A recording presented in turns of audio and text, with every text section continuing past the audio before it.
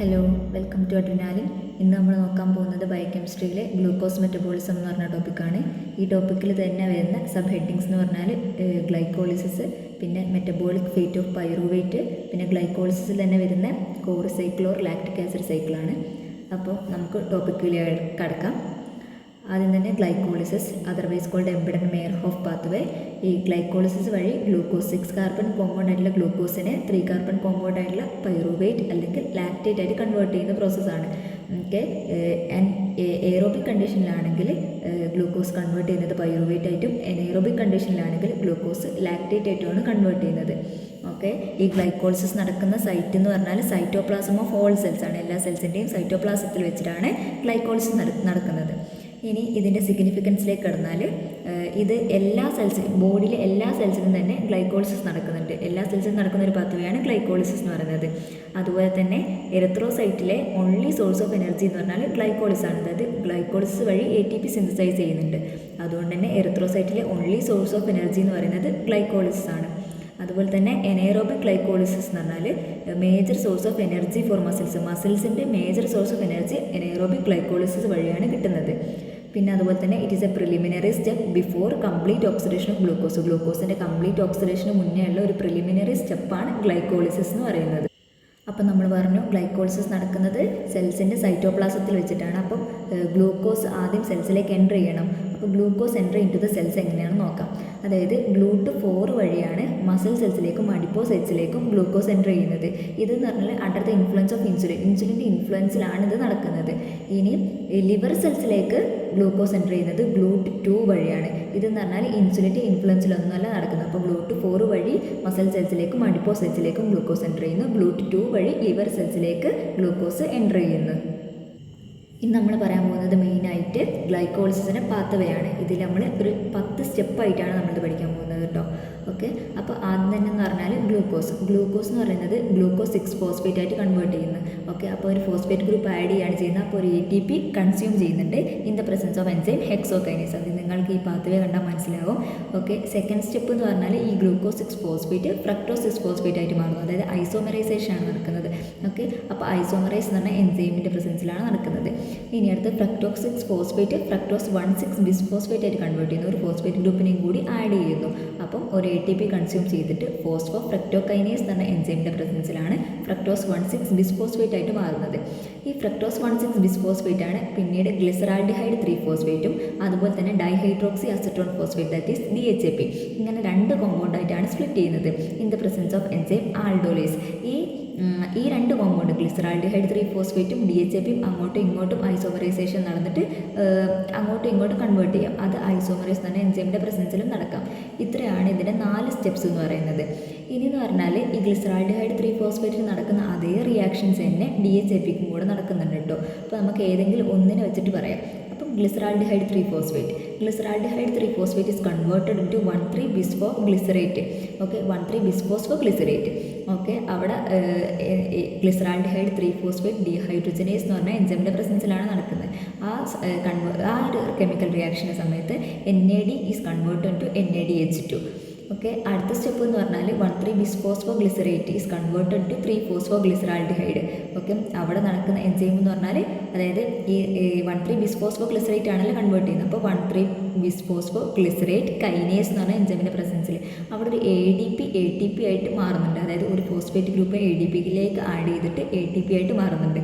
Okay, ഇനി അടുത്ത 7th സ്റ്റെപ്പാണ് 3-ഫോസ്ഫോഗ്ലിസറേറ്റ് എന്ന് പറയുന്നത് 2-ഫോസ്ഫോഗ്ലിസറേറ്റ് ആയിട്ട് മാറുന്നു in the presence of enzyme phosphoglyceromutase. ഇനി 8th സ്റ്റെപ്പാണ് two phosphoglycerate is converted to phospho enol pyruvate. Okay, അവിടെ നടക്കുന്ന എൻസൈമാണ് enolase. Okay, in the presence of Mg2+ is the activator. Okay, then 9th സ്റ്റെപ്പാണ് ഫോസ്ഫോ ഇനോൾ പൈറുവേറ്റ് കൈനേസ് എന്ന് പറഞ്ഞ എൻസൈമിൻ്റെ പ്രസൻസിൽ പൈറുവേറ്റ് ആയിട്ട് കൺവേർട്ട് ചെയ്യുന്നു.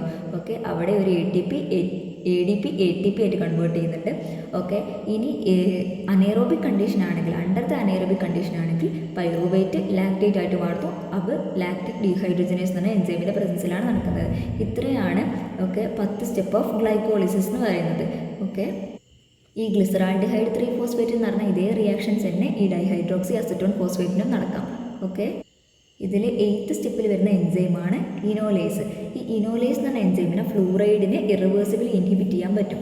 അതുകൊണ്ട് തന്നെ ഈ ഇനോലേസിനെ ഇൻഹിബിറ്റ് ചെയ്യാൻ വേണ്ടി ഫ്ലൂറൈഡ് ആഡ് ചെയ്ത് കഴിഞ്ഞാൽ ഒക്കെ ഹോൾ ഗ്ലൈക്കോളിസിസ് അവിടെ സ്റ്റോപ്പ് ചെയ്യാൻ പറ്റും. അതുകൊണ്ട് നമ്മൾ ബ്ലഡ് ഗ്ലൂക്കോസ് എസ്റ്റിമേഷനൊക്കെ ചെയ്യുമ്പോൾ നമ്മൾ ഫ്ലൂറൈഡ് ആഡ് ചെയ്യും. കാരണം എന്താ വെച്ചാൽ ആ ഗ്ലൈക്കോളിസിനെ പ്രിവെൻറ്റ് ചെയ്യാൻ വേണ്ടിയിട്ട്, എന്നാലേ ഒക്കെ ടോട്ടൽ എമൗണ്ട് ഓഫ് ഗ്ലൂക്കോസ് കറക്റ്റായിട്ട് മെഷർ ചെയ്യാൻ പറ്റുള്ളൂ, കാൽക്കുലേറ്റ് ചെയ്യാൻ പറ്റുള്ളൂ. അതുകൊണ്ട് തന്നെ ഫ്ലൂറൈഡ് ഗ്ലൈക്കോളിസിനെ ഇറിവേഴ്സിബിളി ഇൻഹിബിറ്റ് ചെയ്യുന്നുണ്ട്.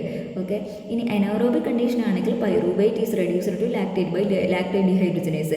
ലാക്ടേറ്റ് ഡിഹൈഡ്രോജനേസിൻ്റെ പ്രസൻസിൽ ലാക്ടേറ്റ് ആയിട്ട് കൺവേർട്ട് ചെയ്യുന്നുണ്ട്. ഈ ലാക്ടേറ്റ് പിന്നീട് കോറി സൈക്കിളിലേക്ക്, അതാണ് നമുക്ക് പറയാൻ വരുന്ന ടോപ്പിക്കാണത്. കോറി സൈക്കിളിലേക്ക് എൻ്റർ ചെയ്യുന്നുണ്ട്. ഇനി അത് എയറോബിക് കണ്ടീഷൻ ആണെങ്കിൽ പൈറൂവേറ്റ് അസറ്റൈൽ കോഎൻസൈമായിട്ട് കൺവേർട്ട് ചെയ്യുന്നു. എന്നിട്ട് ഇത് സിട്രിക് ആസിഡ് സൈക്കിളിലേക്ക് എൻ്റർ ചെയ്യുകയാണ് ചെയ്യുന്നത്. ഓക്കെ, അപ്പോൾ ഇനി നമുക്ക് ഈ ഗ്ലൈക്കോളിസിൻ്റെ പാത്ത് വേ കഴിഞ്ഞാൽ നമുക്ക് ഇനി പഠിക്കാനുള്ളതെന്ന് പറഞ്ഞാൽ ATP കാൽക്കുലേഷനാണ്. അതായത് ഒരു NADH 2.5 ATP തരാൻ പറ്റും. അതുപോലെ തന്നെ ഈ ഗ്ലൈക്കോളിസ് പാത്ത് വേയിൽ ഒരുപാട് ATPs ഉണ്ടാകുന്നുണ്ട്. അതും കൂടി ടോട്ടൽ കാൽക്കുലേറ്റ് ചെയ്യുമ്പോൾ നമുക്ക് മനസ്സിലാകും ടോട്ടൽ എനർജി ഗെയിൻ എന്ന് പറഞ്ഞാൽ 7 ATP ആണ്. അതായത് ഇവിടെ ഒരു NADH2 ഇവിടെ ഉണ്ടാവുന്നുണ്ട്. അതായത് ഗ്ലിസറാൾഡിഹൈഡ് 3-ഫോസ്ഫേറ്റ് 1,3-ബിസ്ഫോസോ ഗ്ലിസറേറ്റ് ആകുന്ന 5th സ്റ്റെപ്പിൽ. ഇതുപോലെ തന്നെ DHAPക്കും ഇതേ റിയാക്ഷൻ തന്നെ നടന്നിട്ട് അവിടെ ഒരു NADH ഉണ്ടാവുന്നുണ്ട്. അപ്പോൾ 2 NADH, അപ്പം 2.5 ഇൻറ്റു ചെയ്യുമ്പോൾ നമുക്ക് 5 കിട്ടും. പിന്നെ ഇവിടെ 6th സ്റ്റെപ്പിലും 9th സ്റ്റെപ്പിലും നമുക്ക് കാണാം 2 ATP വീതം ഉണ്ടാകുന്നുണ്ട്. അപ്പോൾ DHAPക്കും ഇതേ റിയാക്ഷൻസ് നടക്കുമ്പോൾ അവിടെയും 2 ATP ഉണ്ടാകുന്നുണ്ട്. അപ്പോൾ ടോട്ടൽ 4 ATP. ഇതിൽ തന്നെ എന്ന് പറഞ്ഞാൽ 2 ATP ആദ്യത്തെ ഫസ്റ്റ് സ്റ്റെപ്പിലും 3rd സ്റ്റെപ്പിലായിട്ട് യൂട്ടിലൈസ് ചെയ്യുന്നുണ്ട്. അപ്പോൾ 4 - 2 ചെയ്യുമ്പോൾ നമുക്ക് 2 ATP ആണ് കിട്ടുന്നത്. ഇതെല്ലാം കൂടി കാൽക്കുലേറ്റ് ചെയ്യുമ്പോൾ നമുക്ക് ടോട്ടൽ എനർജി ഗെയിൻ എന്ന് പറയുന്നത് 5 + 2 7 ATP കിട്ടും. ഇനി ഈ ഗ്ലൂക്കോസിന് ഗ്ലൈക്കോളിസിസ് കൂടാതെ സിട്രിക് ആസിഡ് സൈക്കിളും കൂടെ നടന്ന് ടോട്ടൽ എനർജി ഗെയിൻ എന്ന് പറഞ്ഞാൽ 32 ATP ആണ്. അപ്പോൾ അത് ഓർത്ത് വെക്കുക, ഗ്ലൈക്കോളിസിസ് വഴി 7 ATPയും ടോട്ടൽ കംപ്ലീറ്റ് ഓക്സിഡേഷൻ ഗ്ലൂക്കോസിന് നടന്നു കഴിഞ്ഞാൽ ടോട്ടൽ 32 ATPയും കിട്ടും. ഇനി നമ്മൾ നോക്കുന്നത് റെഗുലേഷൻ ഓഫ് ഗ്ലൈക്കോളിസിസ് ആണ്. റെഗുലേഷൻ ഓഫ് ഗ്ലൈക്കോളിസിസ് നടക്കുന്നത് 3 സ്റ്റെപ്പിലാണ്. അതായത് ഫസ്റ്റ് സ്റ്റെപ്പിൽ, 3rd സ്റ്റെപ്പിൽ, 9th സ്റ്റെപ്പിലാണ്. അവിടെ ഉള്ള എൻസൈംസ് ആണ് റെഗുലേറ്ററി എൻസൈംസ് അല്ലെങ്കിൽ കീ എൻസൈംസ്. ഇവർ വെച്ചിട്ടാണ് ഇതിനെ റെഗുലേറ്റ് ചെയ്യുന്നത്. ഫസ്റ്റ് സ്റ്റെപ്പിലെ എൻസൈം ഗ്ലൂക്കോകൈനേസ്, 3rd സ്റ്റെപ്പിലാണെങ്കിൽ ഫോസ്ഫോഫ്രക്ടോകൈനേസ്, 9th സ്റ്റെപ്പിലാണെങ്കിൽ പൈറൂവേറ്റ് കൈനേസ്. ഫസ്റ്റത്തെ എൻസൈം എടുക്കുകയാണെങ്കിൽ glucokinase, which is regulated by feedback inhibition and activated by insulin. Feedback inhibition വഴിയാണ് ഇതിനെ റെഗുലേറ്റ് ചെയ്യുന്നത്. ഓക്കെ, ഇതിനെ ഇൻസുലിന് ഈ എൻസൈമിനെ ആക്ടിവേറ്റ് ചെയ്യാൻ പറ്റും. ഇനി അടുത്തത് രണ്ടാമത്താണെങ്കിൽ 3rd സ്റ്റെപ്പിൽ ഫോസ്ഫോഫ്രക്ടോകൈനേസ്. ഇതെന്ന് പറഞ്ഞാൽ മോസ്റ്റ് ഇമ്പോർട്ടൻ്റ് ആയിട്ടുള്ള റേറ്റ് ലിമിറ്റിംഗ് എൻസൈം. അതായത് ഒരു 1 വേർഡൊക്കെ നിങ്ങൾ ചോദിക്കുകയാണെങ്കിൽ most important rate limiting enzyme of glycolysis എന്ന് ചോദിച്ചാൽ അത് ഫോസ്ഫോഫ്രക്ടോകൈനേസ് ആണ്. ഓക്കെ, ഈ ഫോസ്ഫോഫ്രക്ടോകൈനേസ് അല്ലെങ്കിൽ PFK നമുക്ക് ഷോർട്ടായിട്ട് വിളിക്കാം. ഈ PFKൻ്റെ അല്ലോസ്റ്ററിക് ഇൻഹിബിറ്റേഴ്സ് ആണ് ATP ആൻഡ് സിട്രേറ്റ്. ഇതിൻ്റെ അല്ലോസ്റ്ററിക് ആക്ടിവേറ്റേഴ്സ് ആണ് AMP. ഓക്കെ, അതുപോലെ തന്നെ എന്ന് പറഞ്ഞാൽ ഫ്രക്ടോസ് 2,6-ബിസ്ഫോസ്ഫേറ്റ് എന്ന് പറഞ്ഞാൽ എൻസൈം ഉണ്ട്. ഓക്കെ, ഇതെന്ന് പറഞ്ഞാൽ ഫോസ്ഫോഫ്രക്ടോകൈനേസിൻ്റെ ആക്ടിവിറ്റി കൂട്ടുകയാണ് ചെയ്യുന്നത്. ഇനി ലാസ്റ്റത്തെ 9th സ്റ്റെപ്പിൽ എൻസൈമാണ് പൈറൂവേറ്റ് കൈനേസ്. ഇത് ഇൻസുലിൻ പൈറൂവേറ്റ് കൈനേസിൻ്റെ ആക്ടിവിറ്റി കൂട്ടുന്നു, ഗ്ലൂക്കോഗോൺ പൈറൂവേറ്റ് കൈനേസിൻ്റെ ആക്ടിവിറ്റി കുറയ്ക്കുന്നു. ഇത്രയാണ് റെഗുലേഷൻ ഓഫ് ഗ്ലൈക്കോളിസിസ് എന്ന് പറയുന്നത്. അതായത് 3 സ്റ്റെപ്പുകളിൽ വെച്ചിട്ട് ഗ്ലൈക്കോളിസിസ് റെഗുലേറ്റ് ചെയ്യാൻ പറ്റും. First step, 3rd step, 9th step. ഇനി നമ്മൾ നോക്കാൻ പോകുന്ന അടുത്ത ടോപ്പിക് എന്ന് പറഞ്ഞാൽ Cori cycle or lactic acid സൈക്കിളാണ്. അതായത് ഗ്ലൂക്കോസ് മസിൽസിൽ വെച്ചിട്ട് ലാക്റ്റേറ്റ് ആയിട്ട് കൺവേർട്ട് ചെയ്യുന്നു. ഈ കൺവേർട്ട് ചെയ്യപ്പെട്ട ലാക്റ്റേറ്റ് ലിവറിൽ വെച്ചിട്ട് ഗ്ലൂക്കോസ് ആയിട്ട് തിരിച്ച് കൺവേർട്ട് ചെയ്യുന്നു. ഈ ഒരു പ്രോസസ്സാണ്. അപ്പോൾ ലിവറിൽ അതുപോലെ തന്നെ മസിലിൽ നടക്കുന്ന ഗ്ലൂക്കോസിൻ്റെ ഒരു മെറ്റബോളിക് പാത്വേ ആണിത്. അതായത് ഗ്ലൂക്കോസ് മസിലിൽ വെച്ചിട്ട് പൈറുവേറ്റ് പിന്നീട് ലാക്റ്റേറ്റ് ആയിട്ട് കൺവേർട്ട് ചെയ്യുന്നു. ഓക്കെ, ഈ ലാക്റ്റേറ്റ് പിന്നീട് ലിവറിൽ വെച്ചിട്ട് ഗ്ലൂക്കോസ് ആയിട്ട് തിരിച്ച് കൺവേർട്ട് ചെയ്യുന്നു. ഇതൊരു സൈക്കിളായിട്ട് നടക്കുകയാണ്. ഇതിനെ വിളിക്കുന്ന പേരാണ് കോറി സൈക്കിൾ അല്ലെങ്കിൽ ലാക്റ്റിക് ആസിഡ് സൈക്കിൾ. അപ്പോൾ നമുക്ക് ഇന്ന് നോക്കാമെന്ന് വെച്ചാൽ in actively contracting muscles pyruvate is reduced to lactic acid and accumulate in the muscle cramps associated with muscular exercise due to accumulation of lactate. അതായത് മസ്കുലർ എക്സസൈസ് ഒക്കെ ചെയ്യുമ്പോൾ muscle cramps ഉണ്ടാകുന്നത് ഈ ലാക്റ്റേറ്റിൻ്റെ അക്യുമുലേഷൻ കാരണമാണ്. അതുകൊണ്ട് ഈ ലാക്റ്റേറ്റ് അക്യുമുലേഷൻ പ്രിവെൻറ്റ് ചെയ്യാൻ വേണ്ടിയിട്ട് ബോഡി യൂസ് ചെയ്യുന്നത് കോറി സൈക്കിൾ ഉപയോഗിച്ചിട്ടാണ്. അല്ലെങ്കിൽ ലാക്റ്റേറ്റ് അക്യുമുലേഷൻ ഉണ്ടാകുമ്പോൾ നമുക്ക് മസിൽ ക്രാംസ് ഒക്കെ ഉണ്ടാവും. ഓക്കെ, ഈ കോറി സൈക്കിളിൽ എന്ന് പറഞ്ഞാൽ ATP വേണം. അതായത് ഇൻക്രീസ്ഡ് മെറ്റബോളിസം വഴി ഉണ്ടാകുന്ന ATP ഉപയോഗിച്ചിട്ടാണ് ഈ കോറി സൈക്കിൾ നടക്കുന്നത്. അതായത് ATPനെ യൂട്ടിലൈസ് ചെയ്യാണ് ചെയ്യുന്നത്. അതുകൊണ്ട് തന്നെ എന്ന് പറഞ്ഞാൽ ഈ കോറി സൈക്കിൾ എന്ന് പറഞ്ഞാൽ ഓക്സിജൻ കൺസപ്ഷനാണ് നടക്കുന്നത്. ഇത്രയാണ് അനേറോബിക് കണ്ടീഷനിൽ നടക്കുന്ന ലാക്റ്റിക് ആസിഡ് സൈക്കിൾ എന്ന് പറഞ്ഞാൽ. ഇനി നമ്മൾ നോക്കാൻ പോകുന്ന ലാസ്റ്റ് ആയിട്ട് മെറ്റബോളിക് ഫേറ്റ് ഓഫ് പൈറുവേറ്റ്. അതായത് പൈറുവേറ്റിന് രണ്ട് ഫേറ്റ് ആണ്, ഒന്നുകിൽ അനേറോബിക് കണ്ടീഷൻ അല്ലെങ്കിൽ അതർവൈസ് എയറോബിക് കണ്ടീഷനിൽ. ഓക്കെ, എയറോബിക് കണ്ടീഷനിലാണെങ്കിൽ പൈറുവേറ്റ് അസിറ്റൈൽ കോഎൻസൈമായിട്ട് കൺവേർട്ട് ചെയ്യുന്നു, TCA സൈക്കിളിലേക്ക് എൻ്റർ ചെയ്യുന്നു. എന്നിട്ട് കംപ്ലീറ്റ് ഓക്സിഡേഷൻ ഓഫ് ഗ്ലൂക്കോസ് നടക്കുന്ന അവിടെ വെച്ചിട്ടാണ് ഫൈനലി ATP ജനറേറ്റ് ചെയ്യുന്നു. ഓക്കെ, ഇൻ അനേറോബിക് കണ്ടീഷനിലാണെങ്കിൽ pyruvate is converted to lactate by the enzyme pyruvate dehydrogenase. Okay, pyruvate dehydrogenase lactate dehydrogenase എന്ന എൻസൈമിൻ്റെ പ്രസൻസിലാണ് pyruvate is converted to lactate. Okay, ഇനി aerobic കണ്ടീഷനിലാണെങ്കിൽ പൈറുവേറ്റ് അസിറ്റൈൽ കോഎൻസൈം ആവുന്നുണ്ടെന്ന് പറഞ്ഞല്ലോ. Okay, അവിടെ ആക്ട് ചെയ്യുന്ന എൻസൈമാണ് പൈറുവേറ്റ് ഡീഹൈഡ്രോജനേസ്. ഓക്കെ, എയറോബിക് കണ്ടീഷനിൽ പൈറുവേറ്റിനെ അസിറ്റൈൽ കോഎൻസൈമായിട്ട് കൺവേർട്ട് ചെയ്യുന്ന എൻസൈമാണ് പൈറുവേറ്റ് ഡീഹൈഡ്രോജനേസ്. അപ്പോൾ ഇനി നമുക്ക് പൈറുവേറ്റ് ഡീഹൈഡ്രോജനേസിനെ കുറിച്ച് കുറച്ച് പോയിന്റ്സ് പഠിക്കാം. ഓക്കെ, പൈറുവേറ്റ് ഡീഹൈഡ്രോജനേസ് എന്ന് പറഞ്ഞാൽ മൾട്ടി എൻസൈം കോംപ്ലക്സ് ആണ്. അതിനൊരു 5 കോ എൻസൈംസും അതുപോലെ 3 അപ്പോ എൻസൈംസും ഉണ്ട്. ഓക്കെ, പൈറുവേറ്റ് ഡീഹൈഡ്രോജനേസിൻ്റെ കോ എൻസൈംസ് അങ്ങനെ തന്നെ പഠിച്ചു വെക്കാം.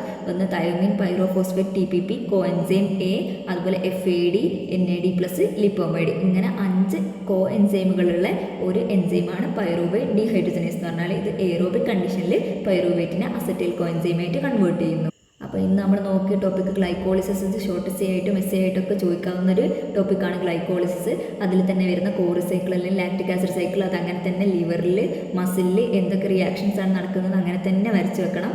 പിന്നെ അതുപോലെ തന്നെ മെറ്റബോളിക് ഫേറ്റ് ഓഫ് പൈറുവേറ്റ് ആണ്. ഓക്കെ, ഇത്രയാണ് ഇന്നത്തെ ടോപ്പിക്ക്. എല്ലാവർക്കും മനസ്സിലായി എന്ന് വിചാരിക്കുന്നു. Okay, thank you.